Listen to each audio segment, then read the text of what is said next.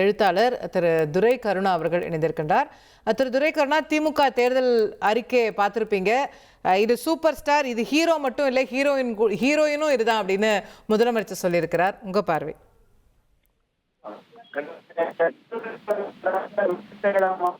அண்ணா திராவிட முன்னேற்ற கழகமாகட்டும், இரண்டு கட்சியினருமே தேர்தல் அறிக்கைகளை சமர்ப்பிக்கிற பொழுது அவர்கள் கொடுக்கிற வாக்குறுதிகள் என்பதுதான் அந்த தேர்தலின் கதாநாயகன்.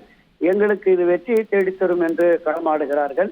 அந்த அடிப்படையில் தான் கடந்த 2021 505 வாக்குறுதிகளை கொடுத்து அதில் பல வாக்குறுதிகளை நிறைவேற்றி இருப்பதாக தெரிவித்த முதலமைச்சர் இன்று கிட்டத்தட்ட 50க்கும் மேற்பட்ட வாக்குறுதிகளை அவரே வெளியிட்டு அறிக்கையாகவும் சமர்ப்பித்திருக்கிறார்கள். ஆட்சி கட்சியாக இருக்கிற திராவிட முன்னேற்ற கழகம் மீண்டும் ஆட்சி அதிகாரத்தை பெறுவதற்கு மக்களை, குறிப்பாக வாக்காளர்களை கவருவதற்குரிய பல்வேறு அம்சங்கள் இதில் இடம்பெற்றிருக்கிறது. அதையும் தாண்டி மாநிலத்துடைய மேன்மை, மாநில வளர்ச்சி, இளைஞர்கள், வேலை வாய்ப்பற்றவர்கள், அவர்களுக்கான ஒரு முன்னுரிமையை கொடுத்து இதை வளர்ச்சி பாதைக்கு கொண்டு போகணும் அப்படிங்கிற பார்வை இருக்கிறது.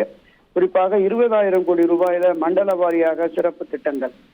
முதல்ல தென்மண்டலம் பெருமளவு பாதிக்கப்படுகிறது. அங்க எதுவுமே வளர்ச்சி திட்டங்கள் இல்லை, தொழில் இல்லை, தொழிற்சாலைகள் இல்லை அப்படிங்கிற மாதிரி குறைபாடு இருந்தது. அதை மீட்டெடுப்பதற்காக இது போன்ற மண்டல வாரியான சிறப்பு திட்டங்களை கொண்டு வருகிறார்கள்.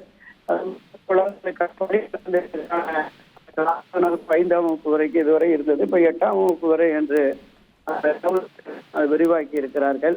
இந்த பசிக்கு உணவு என்பது உண்மையிலேயே பெருமளவு மக்களை ஈர்க்கக்கூடியது. மரியாதைக்குரிய புரட்சித் தலைவர் எம்ஜிஆர் அவர்கள் கொண்டு வந்த அந்த சத்துணவு திட்டம் என்பது மிகப்பெரிய அளவுல தாக்கத்தை உருவாக்குவதாக பார்த்தோம். இனி செல்லும் இடமெல்லாம் செய்தி. தந்தி டிவியின் வாட்ஸ்அப் சேனலை ஃபாலோ பண்ணினா செல்ல இருக்கும் இடமெல்லாம் செய்தி.